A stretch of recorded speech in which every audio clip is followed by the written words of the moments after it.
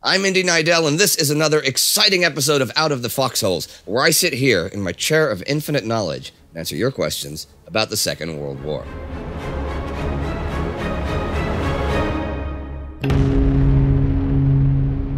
Okay, Slendy1 writes, "Hi, Indy and team." Hey, team, say hi. Hi. Hi, Slendy1.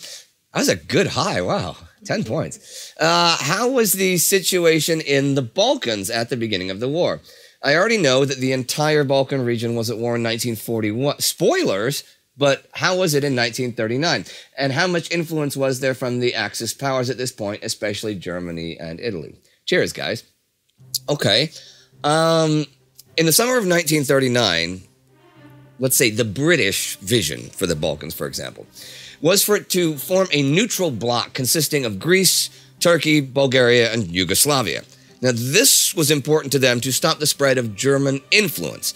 Sending an actual expeditionary force to the region to hold off an actual German attack was too expensive and would also probably provoke problems with Italy. At this point, the biggest threat to peace in the Balkans were tensions between the Balkan countries themselves. Despite hopeful signs like the Act of Perpetual Friendship, which both countries signed in 1937, and the Salonika Agreement between Bulgaria and the Balkan Entente in 1938, Bulgarian-Yugoslavian relations left much to be desired. The Macedonian question, the problem, I guess, of influence over and ownership of Macedonia still raised big issues between Bulgaria, Yugoslavia, and Greece. This worried the Allied powers, since this quarrel could easily be taken advantage of by either Germany or Italy. Bulgarian separatists, most notably the Internal Macedonian Revolutionary Organization, IMRO, under command of Ivan Vancho Mikhailov in Yugoslav Macedonia, were supported by the Germans, and the Germans actively tried to keep Yugoslavia from intervening in the area. The British tried to keep Bulgaria from stirring things up in the area. Instead, the British directed Bulgaria's attentions towards Dobruja, now in Romania, which the Bulgarians wanted to reclaim, because it had once been part of Bulgaria. They hoped that this might satisfy their government in Sofia enough to give up any claims to Macedonia, restoring relations between Yugoslavia and Bulgaria. In practice, none of these plans made it into reality when this war broke out in September 1939. Britain was still competing with Germany over influence in the Balkans. In January 1940, the Germans made deliveries with war equipment to Bulgaria, which sowed doubt about Bulgaria's King Boris's true allegiance. Some help came from the Turks, who did not wish to see a stronger Bulgaria on their border. I will stop here, because the rest lies in the future and will be covered in our weekly episodes and specials. The Balkans did manage to stay neutral throughout 1939 and the first months of 1940, as we've not seen any military action there in our regular episodes. But the situation remained tense and uncertain. Greetings all. Alright, so tackling a couple of questions here. First one, Hunter Moreland 55. How did the idea of rocket-propelled AT anti-tank weapons come about, and how effective were they on the battlefield? Well, you start off at the beginning of World War II, pretty much your only method of dealing with enemy armor was a kinetic energy projectile. Usually this would be fired from either a small, well, what we today would call a small caliber anti-tank gun, such as the 37, the 25, or the 47mm guns, or, for the infantrymen, the anti-tank rifle, such as the Panzerbuch, the PTRD, or the Boys 55 caliber. Now, unfortunately, as armor started getting thicker, the effectiveness of the anti-tank rifle began to decrease. Now, you could make them bigger. The Finnish had the 20mm Lati, the Italians used the Swiss 20mm Solothurn. But these are huge weapons if you ever have a look at them, and even at that, there's only so much armor that they'll go through. So a plan B was necessary, and that plan B, pretty much universally, was decided to be the shaped charge round. So your next problem is, how do you get a shaped charge round onto an enemy vehicle? One option is you simply put magnets to it, go up to the tank, put it on the tank, the magnet will hold it in place, you pull the fuse, and you get the hell out of town. And the problem with this is that you actually have to get up to the tank. If you want a couple of feet worth of standoff distance, you could attach the anti-tank warhead, the mine basically, to a long stick, maybe made of bamboo. And this is the sort of thing that might have been done in the Pacific by the Japanese, sometimes known as the lunge mine. Most other countries, however, decided that there was a way of propelling the shaped charge to impact with your target. And there's a couple of different ways of doing it. The original idea was basically a rifle grenade. You put a special charge, a propellant charge, into your rifle, basically a blank. You have an attachment at the end for the rifle grenade. You take basic aim and boom, off goes your grenade. Accuracy and range is somewhat limited, so other solutions were sought. After the rifle grenade, the next two options you have, well, three options I guess, are a recoilless weapon, a rocket-propelled weapon, or a mortar. The Piat went with the mortar version, the projector infantry anti-tank. That's basically a spigot mortar with a kick on it like a mule, but it worked, and it had the advantage you could fire it from within enclosed spaces. The Americans went with the rocket, and the reason they did this is that they had one of the, basically the world's leading genius of rocket propulsion at the time, more than anything else, is Robert H. Goddard. And you can make an argument as to whether or not it was worthwhile for him to look at handheld anti-tank rockets instead of the intercontinental things that the Germans were trying to do with their chaps. But regardless of the fact, he ended up deciding that the way of getting this rocket to target, or projectile to target, was the rocket motor. A little bit of hunting around later, they decided that it is best for the safety of the operator to have a long tube for the rocket to be ignited in, and by the time the rocket has reached the end of the tube, actually it's burned out, so it's fairly safe for the operator. This entered service in 1942, and indeed it was handed out during Operation Torch to infantry who didn't know how to use them. They just said, here, have a rocket, go have fun, no instructions. Used against the French armor during the initial invasion, and then would see service throughout North Africa. Indeed, the first Italian armored experience with the Americans was they lost 6 M13s to a bazooka ambush from an airborne unit. That was a little bit further east than the Italians thought that they would be.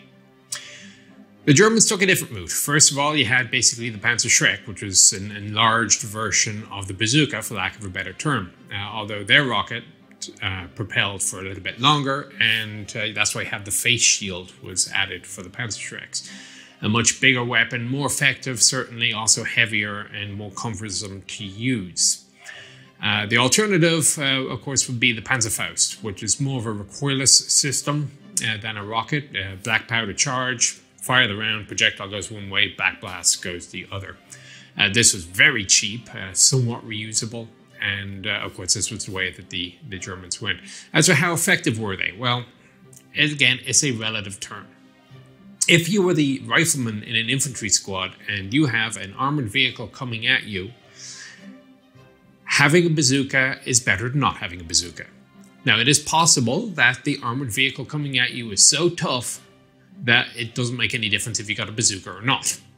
But it is also possible that the vehicle coming at you is such that, well, you actually can kill it. In which case, having a bazooka is useful. Obviously, of course, the proof of the pudding is in the eating. The rocket-propelled anti-tank warhead stayed in service for basically time evermore. And everything today is basically a development, be it missile-guided or unguided, starting off of that bazooka back in 1942. Question from Adam P. Baumann. What were the Germans thinking when they started building the Graf Zeppelin? It's interesting to ask the question because if you think about it in today's terms of what a carrier is used for, which is power projection, the Germans didn't really have a need for it. However, back in the early days preceding World War II, power projection was not necessarily the function of the aircraft carrier. Even the big gun battleship admirals saw that there was a place for the carrier in the fleet, but they saw it as a supporting asset to the surface combatants, not as a replacement. Thus, an aircraft carrier could be used not so much for attacking the enemy's fleet as much as it could be for local protection, reconnaissance, and maybe light strike.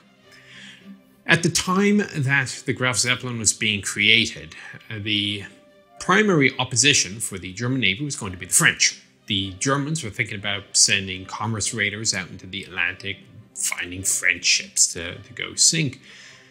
The commerce raiding surface vessels were still going to be the primary power behind this. The Graf Zeppelin will be going along for the sake of that local protection reconnaissance I mentioned earlier. Lots of airplanes, they can scour a lot of area, and their attack aircraft could deal with merchantmen that were happen to be found, or maybe even conduct light harassing strikes against the French shore establishments, ports and the like. By the time the war had kicked off, though, the Germans had changed their emphasis from the French to the British. And the British were somewhat different kettle of fish. They had different issues, and the best way of dealing with the British was more likely to be the U-boat. So emphasis on Graf Zeppelin was de-emphasized. It wasn't entirely stopped, but it was certainly de-emphasized. By the time it was about ready to be put to sea, it had lost its purpose. So there you go. That's Graf Zeppelin was not simply a matter of fleet pride and having a flagship that was useless. There was a purpose behind it. It was just overtaken by events. Bill Kerman writes, what was the exact purpose and functioning of the Siegfried line? Okay. How did it work? And who manned it with what kind of equipment and protection against Allied planes, tanks, and soldiers? Well, sit back and let me tell you a little bit about what the German defenses during 1939 and early 1940 were like. Now, it was not actually called the Siegfried Line. It was referred to by the Germans as the West Wall. There were three sectors: a lightly defended line called the Northern or Aachen sector, which ran from Dutch Limburg to Aachen. Then there was the Central sector, the most important one, between Aachen, Trier, and Karlsruhe. It concentrated its defense in the Pfalz, just across from the French Maginot Line, right? Finally, there was the Southern or Over-Rhine sector, which ran to the Swiss border. In 1938, it was little more than a construction site, but Hitler drastically increased troop strength and building speed in 1939. Troop strength went from 5 regular and 4 reserve divisions in 1938 to 12 regular and 10 reserve divisions in 1939. And then there was the addition of 15 Landwehr divisions. Hitler inspected the West Wall just before the invasion of Poland, and he concluded that the advanced condition of the structures intended to defend this section of the border, his words, were sufficient. The commanding generals were actually awarded medals as a recognition that the structures and defenses they built managed to deter an Allied invasion into Germany, even while the majority of the German army was busy conquering Poland. The defenses constructed in 1938 and 39 were made up out of 3 lines. A forward position, like 2 to 10 kilometers, studded with minefields, barbed wire, machine gun emplacements, and anti-tank obstacles. The main line, between 3 and 8 kilometers deep, consisted of the bulk of the defensive means with concrete bunkers, pillboxes, casemates, shelters, anti-tank obstacles covered by anti-tank guns. And finally, there were similar but weaker rear positions a few kilometers behind the main lines, right? Now, unlike the French Maginot Line, the West Wall was not a wall with massive forts and little depth. Instead, the Germans built a wall with depth, which would act as a shock absorber. It would slow down the advance, and when the attack would lose its momentum, the Germans would launch counterattacks. They would keep the best troops for the counterattacks and man the bunkers with what were inferior soldiers. So, while many in Germany praised the defenses, the impregnability of the defenses was doubted by others. One German officer had this to say: the troops were second class, badly equipped and inadequately trained, and the defenses were far from being the impregnable fortifications pictured by our propaganda. I can't understand the completely passive outlook of the French.